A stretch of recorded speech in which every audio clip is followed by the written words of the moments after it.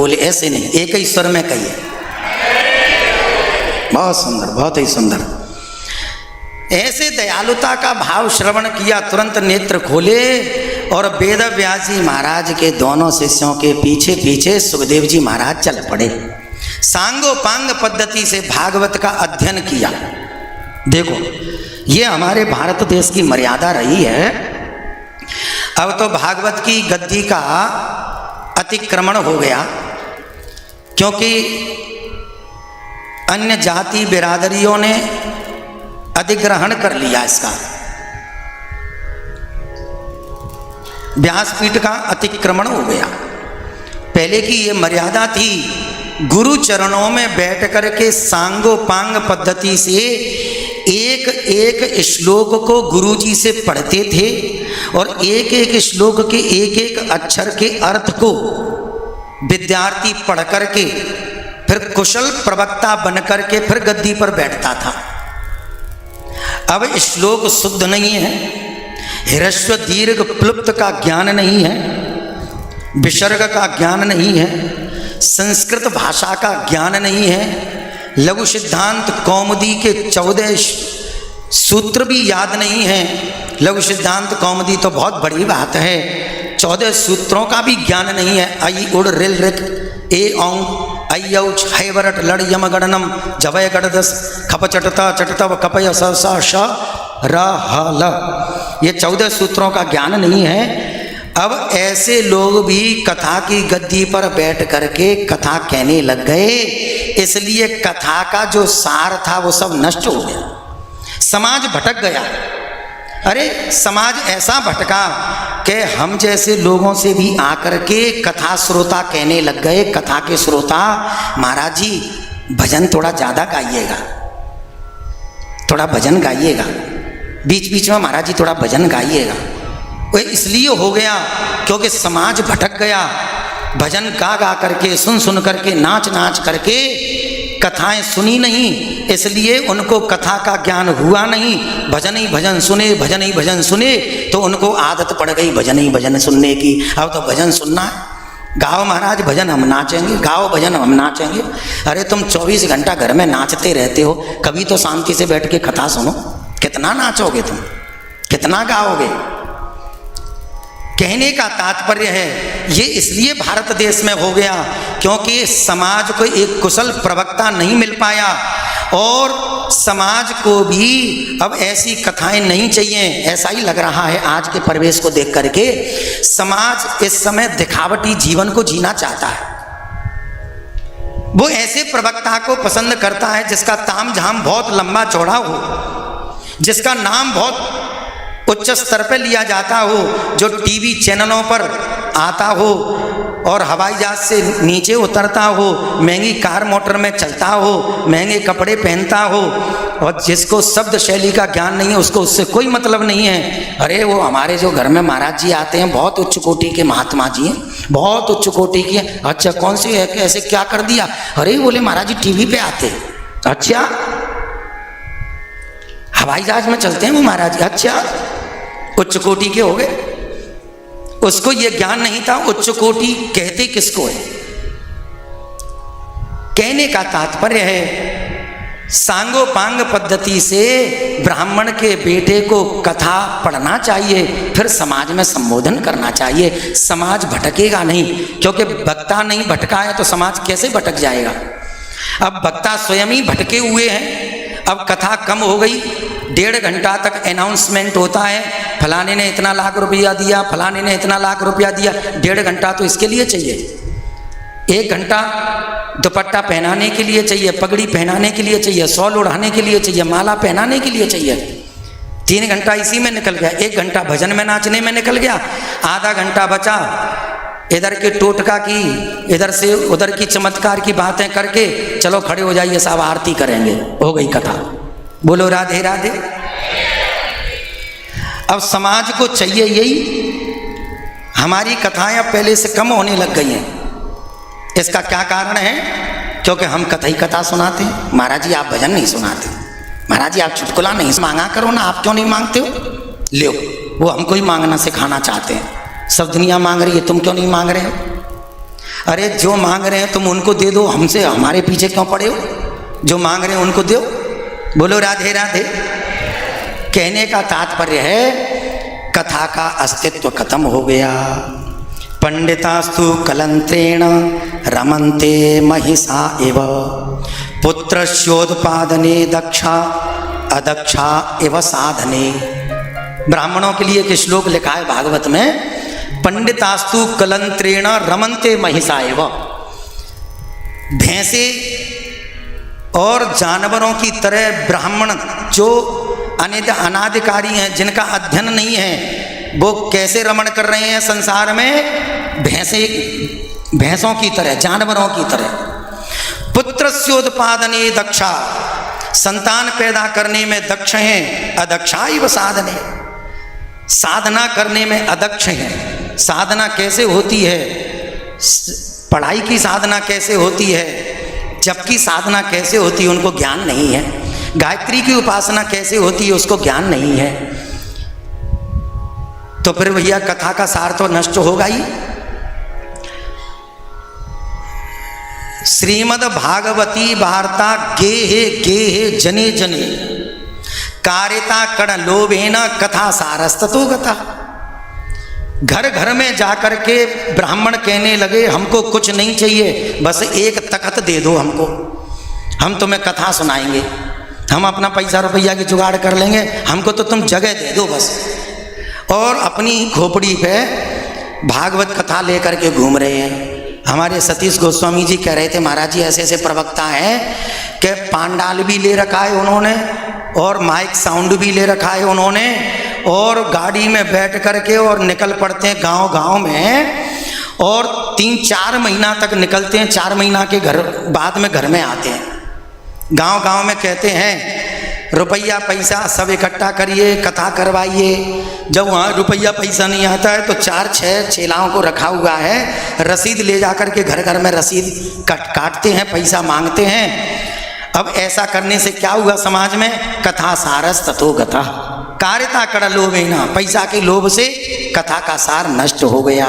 इसलिए सुखदेव जी महाराज ने ऐसा नहीं किया। सुखदेव जी महाराज ने वेद व्यास मुनि के चरणों में बैठ करके सांगोपांग पद्धति से कथा का अध्ययन किया। अध्ययन करने वाला ब्राह्मण बालक और सत्संग में बैठने वाला ब्राह्मण भविष्य में कुशल प्रवक्ता बनता है। बोलो राधे राधे। इसलिए कुशल ही प्रवक्ता से कथा को सुनना चाहिए, तभी हमको कथा का फल प्राप्त होता है। कथा का अध्ययन किया सुखदेव जी ने और चले गए जंगल में। सुखदेव जी महाराज ने आगे चल करके परीक्षित को कथा सुनाई। राजा परीक्षित को मोक्ष दिलाया। महाराज ये परीक्षित कौन है? तो परीक्षित कौन है इसकी कथा कह करके सुनाइए। आप लोग भी सुनिए परीक्षित कौन है।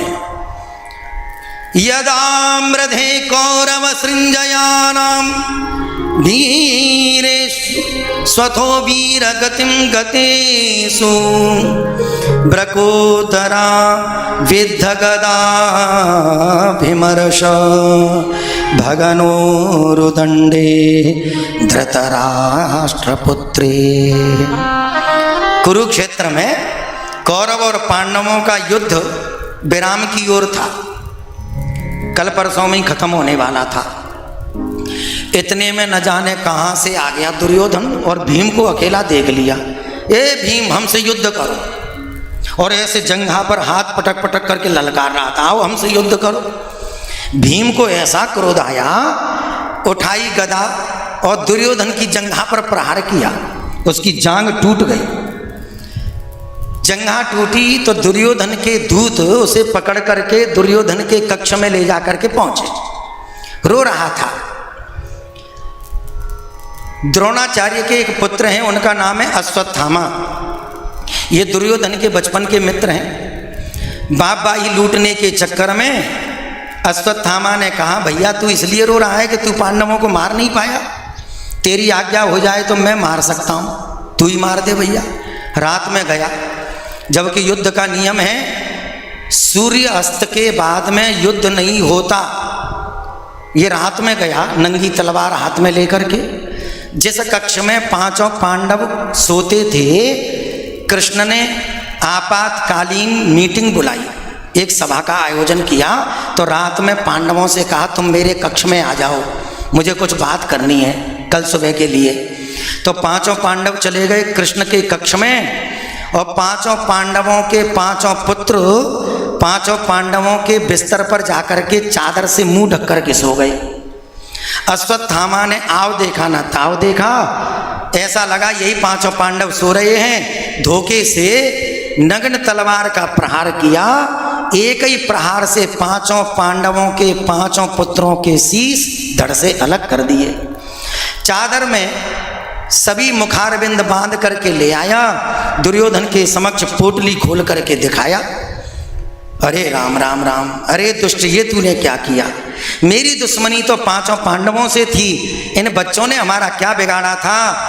तूने तो हमारे बच्चों की नृशंस हत्या की है, भगवान तुझे कभी क्षमा नहीं करेगा। पहले तो खुशी हुई कि अश्वत्थामा ने पांचों पांडवों को मार दिया। जब पोटली खोल करके बच्चों के मुख देखे तो उसी समय दुख भी हो गया। तो दुख और सुख का एक साथ संयोग होने की वजह से अश्वत्थामा के सामने दुर्योधन के प्राण छूट गए।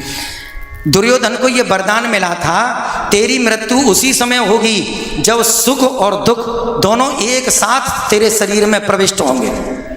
तो एक साथ ही सुख और दुख दोनों का संयोग हुआ, तुरंत मर गया। प्रातःकाल हुआ, माता द्रौपदी अपने बच्चों को जगाने के लिए आई तो दरवाजे पर खून की धारा बहती दिखाई पड़ी। घबराई माता, अरे राम राम ये खून कैसे बह रहा है? अंदर गई तो मृत अवस्था में पुत्रों को देखा। अब किसी माता के सामने जवान पुत्रों की किसी दुष्ट ने हत्या कर दी हो, उस माता के कलेजे पर क्या बीतेगी? माता कुरही पक्षी की भांत क्रंदन करने लगी, रोने लगी। आप लोग भी कल्पना करना माता के दिल पर क्या बीती होगी। माता शिशूनां निधनं सुतानां